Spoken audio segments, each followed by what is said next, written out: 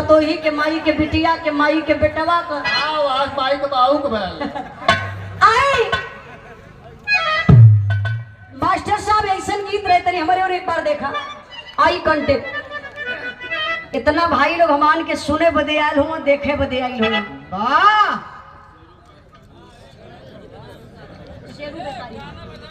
शेरू व्यापारी अनपरा के धरती से सुंदर पुष्पहार और 500 रुपए का पुरस्कार देकर के सम्मान किए। आपके चरणों में बहुत बहुत प्राण आशीर्वाद के जा रही। आई मास्टर साहब ऐसा गीत बजावा कि जितनी भैया लोग बच्चे लोग सब लोग छोड़ छोड़ घरे चल जाए तो घरवा जाके क्या करे हैं सृष्टि का रचना करी है और क्या करी देखा देवता बड़का बोलो तुम ब्रह्मा जी हो नेताजी आप लोग इनके कहले पाई के चल मत जाइए रचना वचना खातिर बहुत दिन रात बा आज का रात बिरहा के नाम आवा बजा के मालिक तो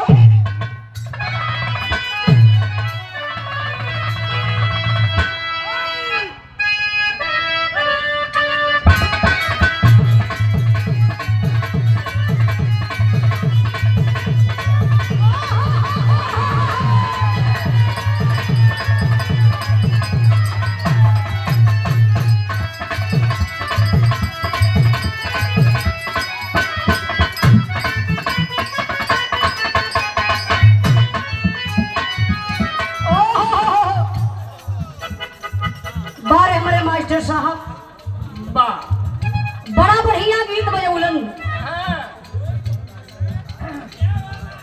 कौनो दुल्हन का दुल्हा तनी शराबी रहल दोनों पिए दोनों का होला हो हिंदी और इंग्लिश हम वो कंफ्यूज हो गए हाँ वो दोनों पिए दोनों मतलब हिंदी और का होला हिंदी और इंग्लिश होला अच्छा अंग्रेजी होला देखा वही हम दारू न जानत थी कई प्रकार का होला अच्छा सच्चाई बताओ थी आप लोग नाराज मत होइया भैया 100% में नेताजी 90%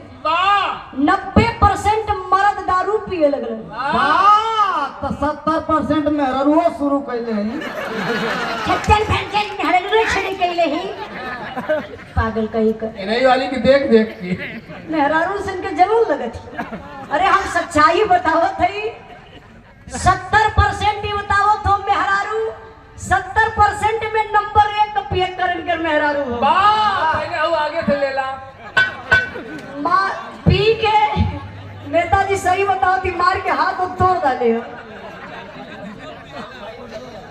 आप बड़े भैया शशिकांत और कल्लू भैया बागी बलिया उत्तर प्रदेश हनुमान मंदिर बस स्टैंड से अच्छा ले लो भैया हाँ अभी अभी के बाद बहुत बहुत प्राम 100 रुपए का पुरस्कार सब भाई लोगों के नमस्कार प्राम बा जाना थिया कौन मरद दारू पी के आयल मेहरारू परेशान हो गई वैसे हर मर्द का मेहरारू परेशान रहेगी जानते का जे मर्द ना पिए ओकर ना परेशान रही लेकिन जे पिए ना ओकर मेहरारू परेशान रहेगी ज्यादा आनंद वाला आइए बदल देगा लगा 70 के आ रही है तो कुछ सस्ती है जाना थिया पी के मर्द यार मेहरारू को सुन ला अगर हमके चाहत हुआ तो आज के दिन से दारू मत पिया मर्द पी ले कसम खा गल मेरे जान जिंदगी में मैं नहीं पीऊंगा मैं पीने वाला नहीं हूँ मैं पियक्कड़ नहीं हूँ तुम्हारी याद मुझे पिलाती है और जो गुड्डू भाई गिर गए गुड्डू भाई वो अध्यक्ष जी जबरदस्ती एक पैक मुझे पिला दिया थोड़ा नशा हो गया माफ करिए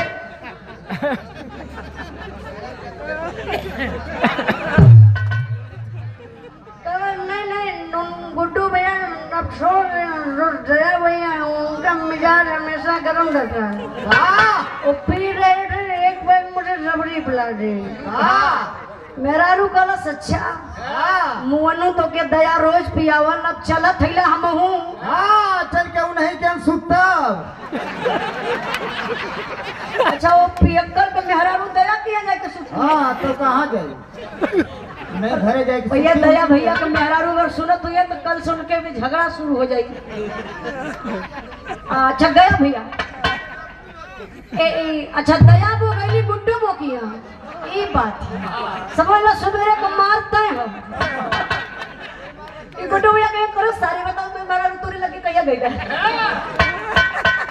चलिए बहुत बहुत धन्यवाद एंजॉय भाई आप लोगों के दिल से मत लिया सुंदर पुष्पहार और 200 रुपए का पुरस्कार है शराबी के भाव पर देकर के सम्मान किए गुड्डू भैया के नाम पर बहुत बहुत प्रणाम। अब मेहरारू कलश पिए ना तो पिया लेकिन जिए के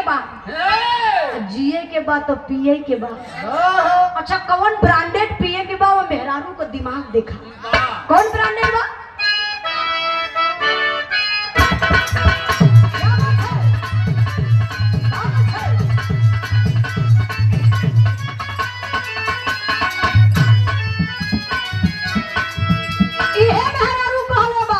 भगवान करे कि ऐसा मेहरारू सबके मिल जाए का कहत बा जनी पिया राजा जी हो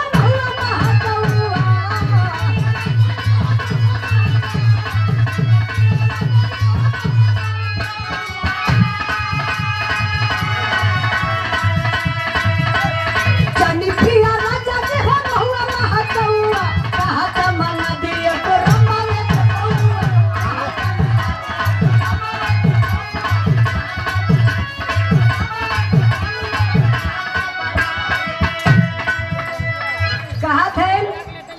आप घबराई मत भैया जनवा वाली अच्छा ठीक बा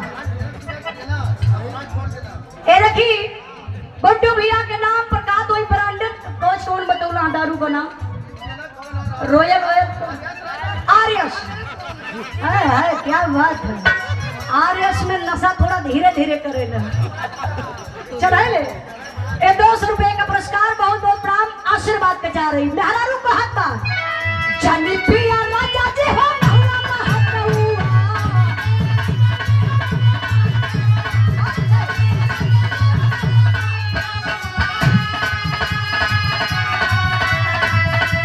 जनी पिया राजा जी हो नहुआ महतौआ कहत मना दिए तो रमावे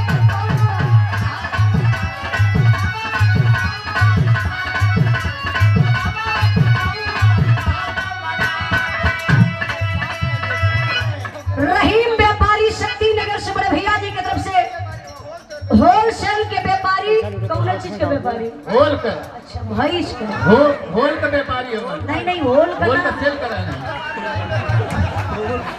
अरे बाप माई के जमाने में पढ़े लाले होता तो आज होल कहा तो होल का व्यापारी होल का सेल कराना होलसेल भैंस के व्यापारी हमरे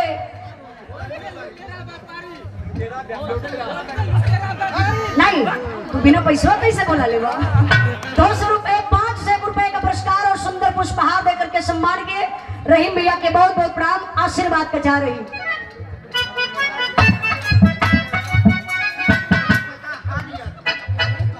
शुद्ध शाकाहारी आदमी दयाराम यादव बाबूजी के नाम पर सम्मान के लिए 200 रुपए का पुरस्कार और सुंदर पुष्पहार दे के बहुत बहुत प्रणाम मेहरारू को हाथ है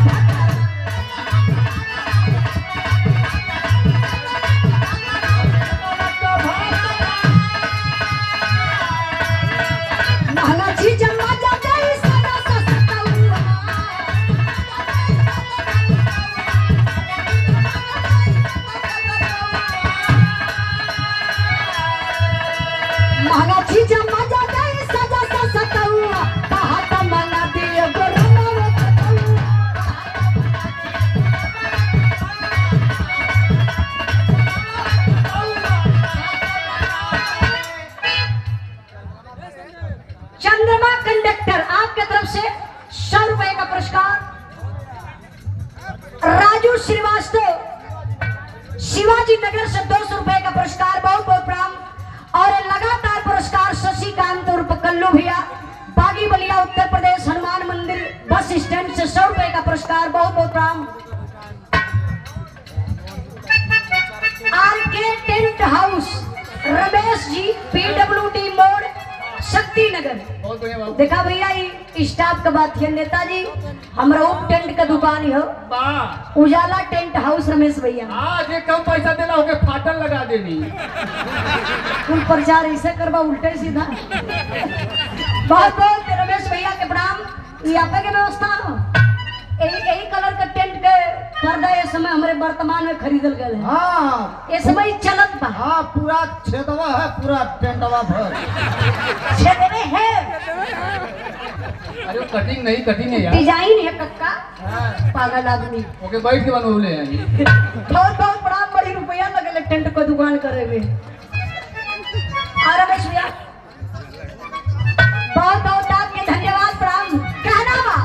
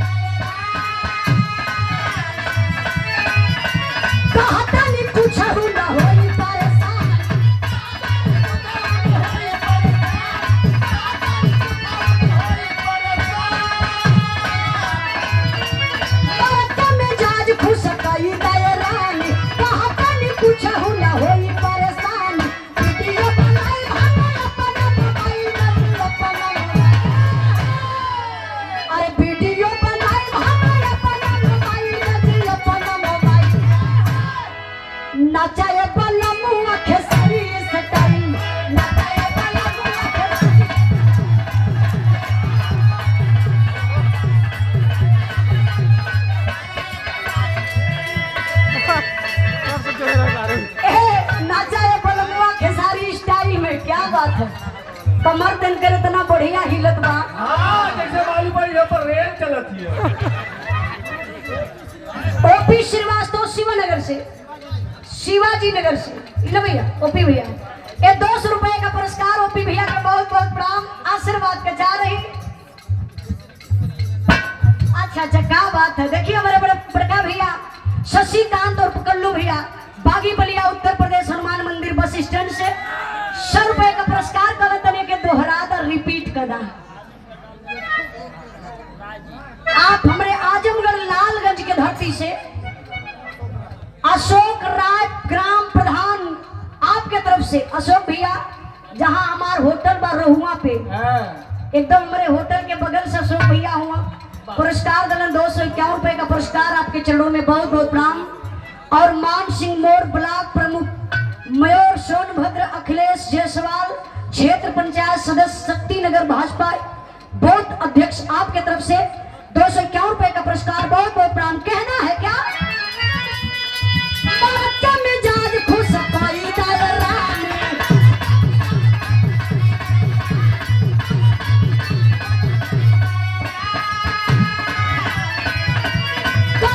कुछ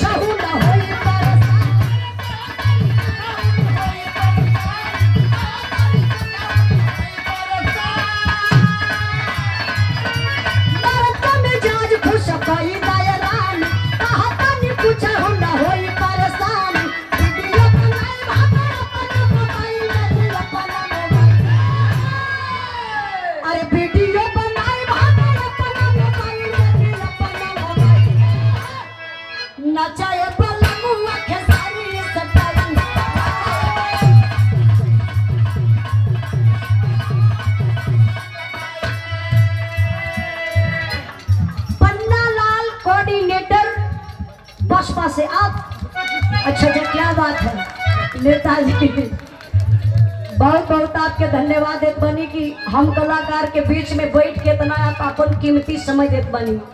एक पुनः 1000 रुपए का पुरस्कार देकर के आप सम्मान किए। एक बार जोरदार ताली बजा के आप लोग नेताजी का स्वागत कर दी।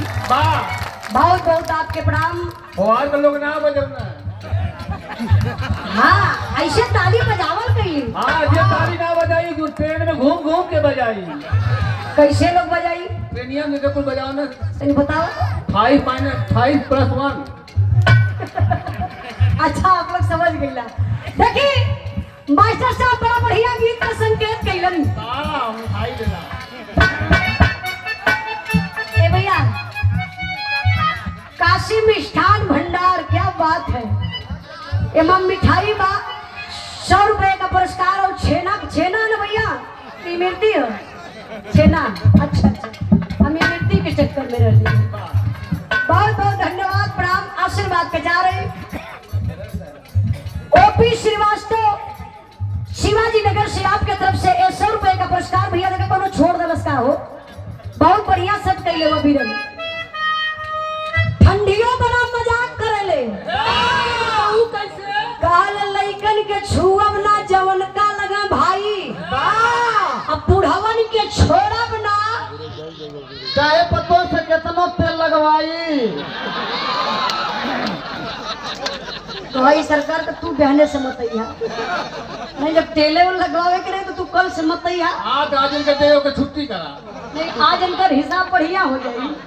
आई कोनो ठंडे में मेहरारू का हाथ बना बात बात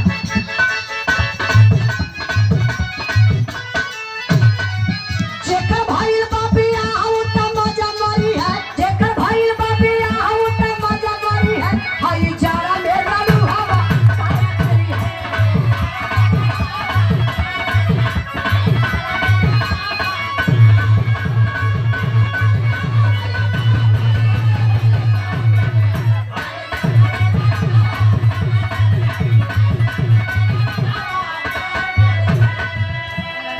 मोहन भैया,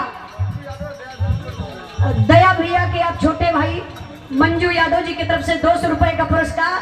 कला जो हो नेता पे गौले हो तनी वो है गादा गोदवा ला गोदनवा। हाँ मजा आ गोदवा ला हो गोदनवा।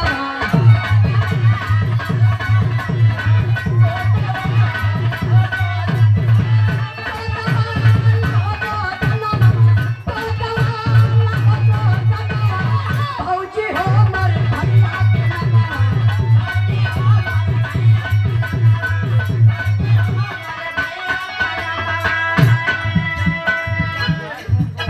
अच्छा दर्द के मारे डॉक्टरिया में गई।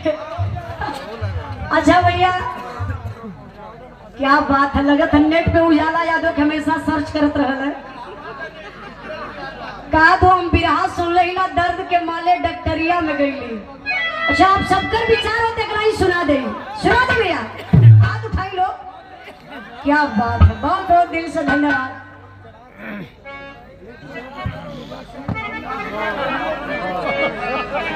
अच्छा बजा दा जाड़ा में रण हुआ का करिए। आपो वाला बजवाई पहले इनका वाला बजा दी।